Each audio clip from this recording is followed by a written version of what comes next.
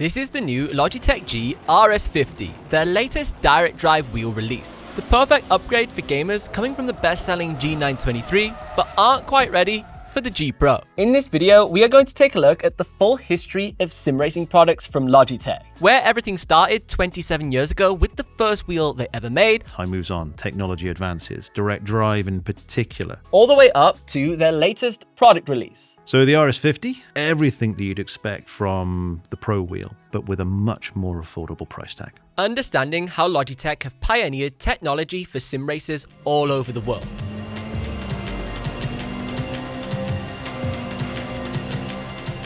For many of us, the obsession for sim racing started with one of these. Games such as Forza Motorsport and Gran Turismo have always been the first steps into real racing games, with each generation of hardware improving graphics, physics, and overall realism. But everything actually started on PC with the GT Formula Wingman. Now there's a few different versions of this exact wheel depending on which platform it's supported on. The original one came out in 1998 with different variations being released latterly. But the original one worked on PC and was in fact one of the first ever force feedback steering wheel. With a simple 2-pedal design, 90 degrees of rotation, a tiny wheel rim, gear shifter paddles, which is actually quite cool, and 4 simple control buttons. As simplistic as this wheel was, kinda has all of the essentials that you need. But interestingly, the table clamp design is something that has remained consistent across future generations of Logitech steering wheels. I guess if it works,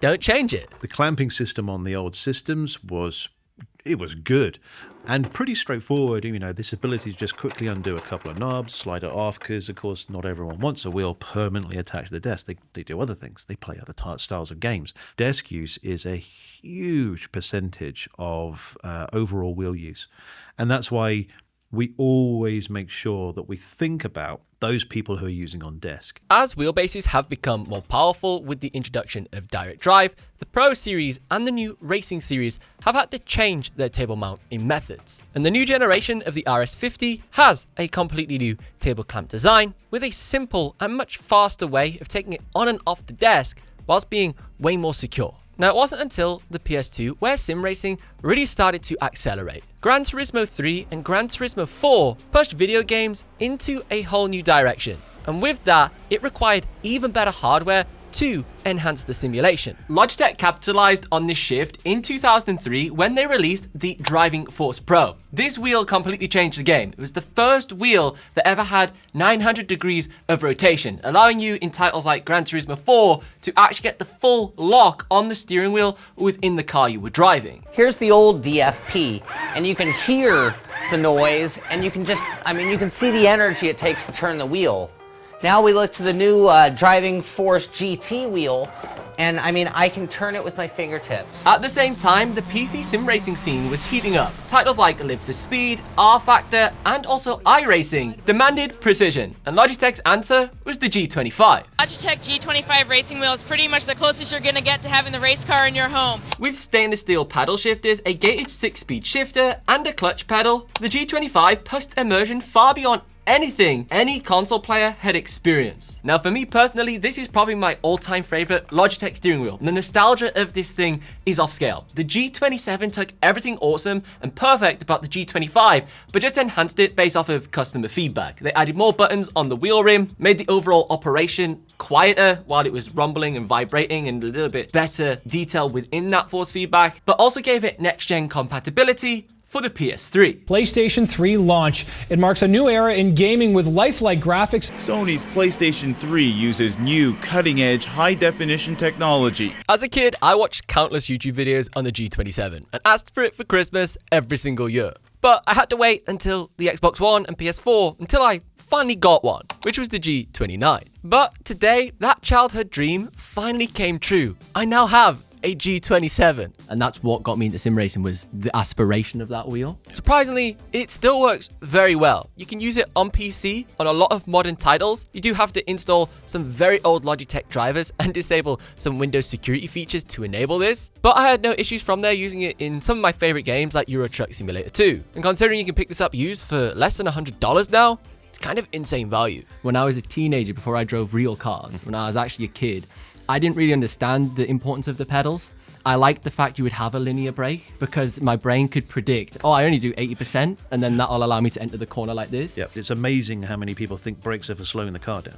And they're not. They're for altering balance, control, trail braking. Brakes have always been a huge pain point for sim racers, especially with the Logitech G series. Countless community mods have tried to improve the brake pedal, the feel of the brake pedal. It's one of the things that actually in the old G series pedals, I mean, people often have a problem with the piece of rubber that's in G29's brake pedal. So many people modifying their G series wheels and pedals. It's not just the wheel, you know, there was the True Brake mod for the pedals. When Logitech see the community do stuff like that with the product that you've designed, how does that then almost influence future choices when you do develop? To a certain extent, it does, absolutely. Why people do what they do, what's the reason for them wanting to make those changes? Sometimes it's just cosmetic, sometimes it really is a performance advantage. So these are the new RS pedals, which are a part of the brand new racing series that goes with the RS-50 wheelbase. It's clear that Logitech have applied a lot of the things they've learned with their approach to the pedal design here. Firstly, we've got a load cell brake, which fixes all of the brake issues, and it's super easy. You literally just pop this up out of the way, and then you can take out the different dampeners and put in different strengths. These are all included inside of the accessories pack, so you don't have to dismantle, take pedals apart, and obviously void your warranty with the third-party solutions that used to be very popular within the community. They've also upgraded how these pedals work for desk users with these pedal stoppers located at the back. You can install these in a few different orientations, and it means it bumps straight up flush against the wall and no longer slides when you're trying to brake, especially now this is a much stiffer brake pedal. No matter how well they improved those carpet grippers on the old pedals, they always weren't too perfect and you needed some form of solution like this. In 2020, Logitech entered a new era of sim racing and they finally released their first direct drive wheel. This was the Pro series. Hi there. I'm Richard Neville, Portfolio Manager for Simulation Products at Logitech G Pro Racing Wheel. Is our first direct drive wheel, featuring immersive trueforce technology and purpose-built design with consultation from the pros. 11 Newton meters of peak torque strength in this wheelbase at the time made it one of the strongest direct drive steering wheels you could buy in the consumer marketplace. Then following a year later with their entire ecosystem of wheel rims, collaboration with Momo, the RS shifter and handbrake, and also their own official racing cockpit with Placey, and also their huge partner, McLaren Racing. Time moves on, technology advances, direct drive in particular. People will not consider a wheel unless it's got it in there.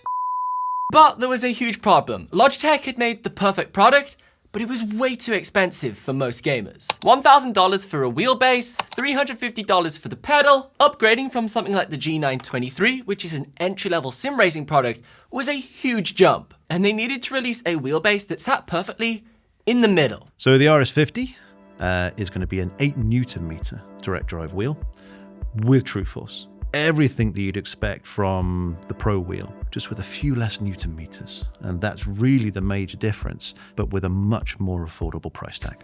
So let's take a look at what's included with the brand new RS-50. So inside of the box, you will be presented with the wheel rim. It's probably one of my favorite Logitech wheel rims in terms of its circumference. This is the RS wheel. To the side, you've got the RS-50 itself, which is incredibly compact. This is the wheelbase, got this beautiful aluminium design all around it to help with the cooling. It's got a fanless design, so it is quiet. It retains a lot of the same features as the G Pro. You've got the beautiful screen at the center here where you can customize different elements of the profiles on the wheelbase. And also at the back, it's got all of the connections for the different accessories that plug straight in here via USB Type A. So we knew that we needed another wheel, something that was more affordable than Pro wheel. And of course, still with that very important feature that we introduced actually back in 2020 with the G923, trueforce. With the full bundle, the wheelbase and wheel rim, you're looking at $699, and then the RS pedals are $159 on top, which is almost half the price of the Pro series. You get 8 Newton meters of peak torque from the wheelbase, which is incredibly strong. That's 3.5 times stronger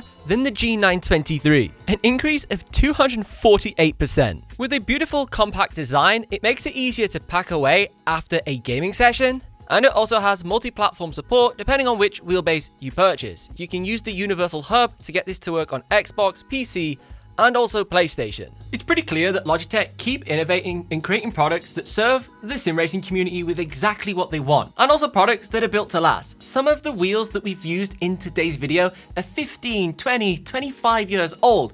They're ancient, but yet they still plug in and operate as if they're brand new straight out of the box. This racing adapter is a prime example of allowing you to upgrade from older products. If you do have a G923, you can purchase a little adapter like this to still use the pedals and gear sticks off this with an RS-50 or even a Pro Series, letting you enter the world of direct drive one step at a time. If you want to learn more about the RS-50, I will leave links down below in the video description, and all of the other Logitech sim racing products in the video. Today, you can save 10% off at checkout using the coupon code BENROW. But if you want to see more of Logitech's brand new products in collaboration with McLaren Racing, you should check out this video next, because if you like this, you'll like that.